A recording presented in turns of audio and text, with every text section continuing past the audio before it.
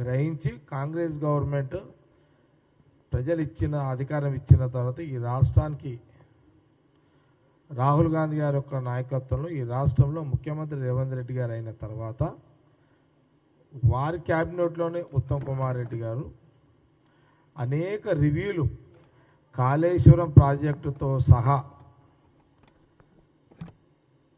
ఇంకా ఎక్కడెక్కడైతే నీళ్ళకు సంబంధించిన ఇష్యూస్ ఉన్నాయో తెలంగాణ ఆంధ్రప్రదేశ్ సంబంధించి ఈ రెండు ప్రాంతాలకు సంబంధించి ఏదైతే నీళ్ళకు సంబంధించిన అంశాలు ఉన్నాయో అవన్నిటి మీద ఈ ప్రభుత్వం కాంగ్రెస్ ప్రభుత్వం వచ్చినాక ముఖ్యమంత్రి రేవంత్ రెడ్డి గారు పలుమార్లు చాలా సందర్భాల్లో వారు మీడియా ద్వారా కానీ లేదా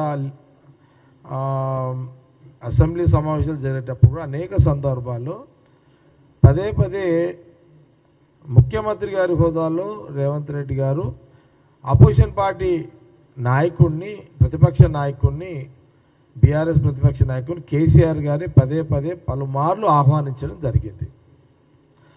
ఎక్కడైనా ఏం జరుగుతుందంటే ఇక్కడ మా దగ్గర తెలంగాణలో ఇక్కడ రివర్స్ జరుగుతుంది. ఎప్పుడైనా నేను చాలా సందర్భాల్లో అనేక సార్లు నేను చూసిన మీడియాలో కానీ లేకపోతే నేను సభలో ఉన్నప్పుడు కానీ అధికార పార్టీని ప్రతిపక్ష పార్టీ కోరుతుంది, అసెంబ్లీ సమావేశాలు పెట్టండి, కొన్ని అంశాలు చర్చించేది ఉందని ప్రతిపక్ష పార్టీ హోదా ప్రతిపక్ష నాయకుడు కోరుతారు.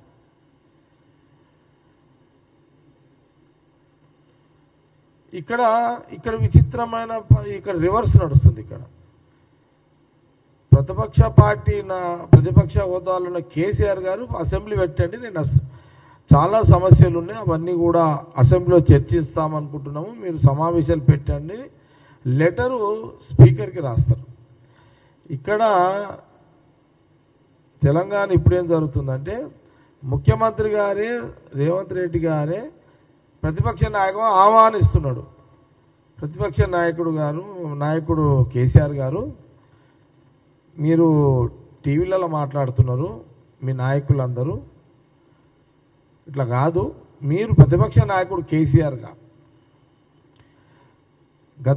గత మీ పాలనలో ఏ లోపాలైతే మేము ఎత్తి చూపినామో కమిషన్ల ద్వారా కమిషన్ వేసి జ్యుడిషియల్ కమిషన్లు వేసి లేదా ఇంకా మిగతా కమిషన్ల ద్వారా అవన్నీ సమాజానికి తెలంగాణ ప్రజలకు దృష్టికి తీసుకొచ్చినాము.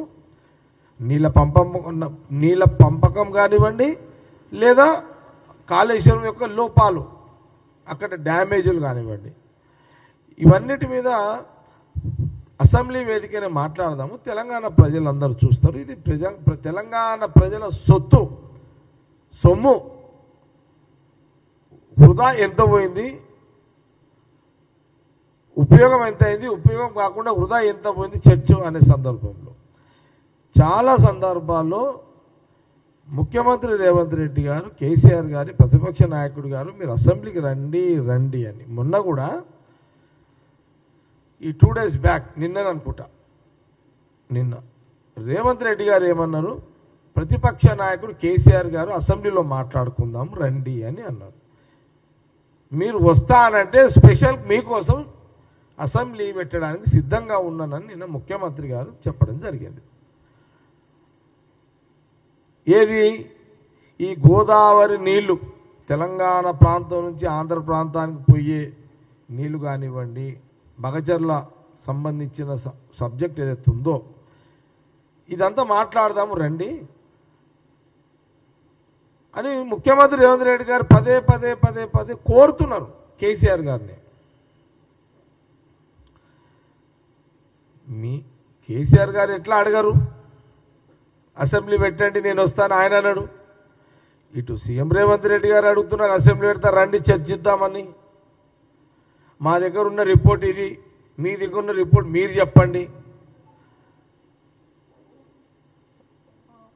ఇటు ముఖ్యమంత్రిగా అడుగుతున్నాడు, అటు ప్రతిపక్ష నాయకుడిగా మీరు మాట్లాడండి కేసీఆర్ గారు. ఈ సెకండ్ బెంచ్ లీడర్లు ఎందుకు మాట్లాడుతున్నారు?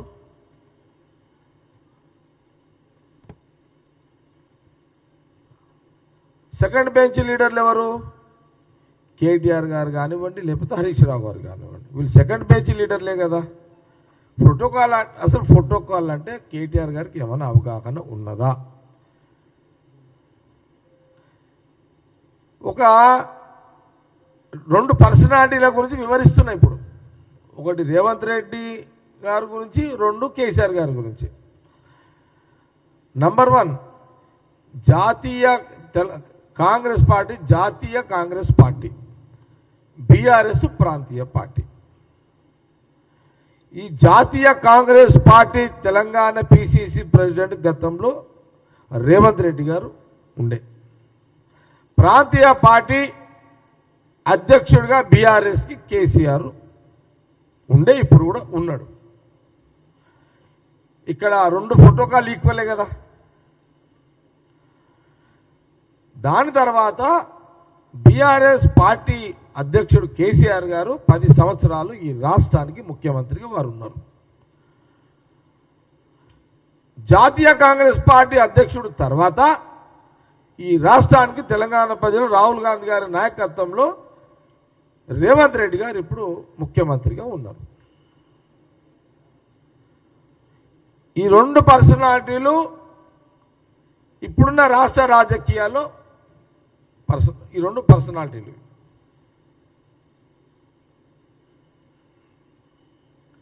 సెకండ్ బెంచ్ వాళ్ళు ఎందుకు వస్తున్నారు ఇందులోకి? 2వ బెంచ్ స్టూడెంట్స్ ఎందుకు వస్తున్నారు ఇందులోకి? ఏం అవసరం ఉంది? లేదు. కేటీఆర్ గారు కూడా మాట చెప్తున్నా, కేటీఆర్ గారు మీకు పదే అంటున్నారు, మాట్లాడుతున్నారు కదా. అయినా రేవంత్ రెడ్డి గారు ఏమంటున్నారు, కాంగ్రెస్ పార్టీ ఏమంటున్నది? అసెంబ్లీ పెడదాం రండయ్యా అని ఈయన అడుగుతుంటే, కంట్రీ క్లబ్కు రా, లేకపోతే అదేంది ప్రెస్ క్లబ్కు రా, బోర్డ్స్ క్లబ్కు రా. అరే అసెంబ్లీ ఎందుకు ఉన్నది మరి? ఇవన్నీ తీసేసి మరి ఆడే కూర్చోండి రోజు. కళ్ళు దుకాణానికి ఒకటి రా అని చెప్పలేడు ఆయన. ఇక అదొక్కటి మిగిలింది కేటీఆర్కి. ఇక కళ్ళు దుకాణం ఒకటి అంటలేడు ఎట్లా అది. ఇక అసెంబ్లీ ఎందుకు మరి? ఇక ఈ బిల్లు, ఈ అసెంబ్లీ, ఈ చట్టం ఎందుకు? అసెంబ్లీ ఎందుకు? ఇవన్నీ ఎందుకు?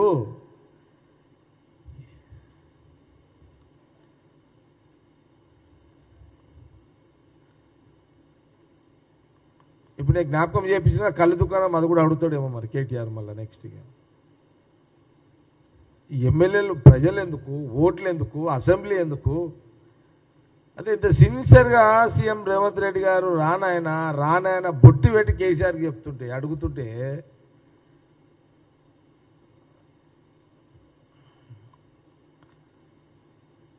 రండి క్లారిటీ వస్తుంది కదా. ముఖ్యమంత్రిగా రేవంత్ రెడ్డి గారు ఏం మాట్లాడతారు, ఏం వివరణ ఇస్తారు, ఏం చెప్తారు? ఇరిగేషన్ మినిస్టర్ ఉత్తమ్ కుమార్ రెడ్డి గారు ఏం మాట్లాడతారు? కేసీఆర్ గారు నువ్వేం అడదలుచుకున్నావు అడుగు. ఇవన్నీ వదిలే కేటీఆర్ గారు. ఇక ఈ కళ్ళుబొల్లి మాటలు మాట్లాడకి అన్నీ అయిపోయినాయి ఇవన్నీగా. ఇప్పుడు ఏంది అసలు? నీళ్ళ కోసమే తెలంగాణ. ఆంధ్రలో తిట్టింది నువ్వే, ఆంధ్ర నాయకులను తిట్టింది నువ్వే, ఆంధ్రలో నిలగొడదామన్నది నువ్వే. రాష్ట్రం వచ్చి నువ్వు ముఖ్యమంత్రి అయితే ఆంధ్రలోకి కాలికి ముళ్ళిరిగితే నోటి పన్నుతో తీస్తానన్నది నువ్వే, పొడుస్తాన్నది నువ్వే, నోటి పన్నుతో తీస్తాన్నది నువ్వే.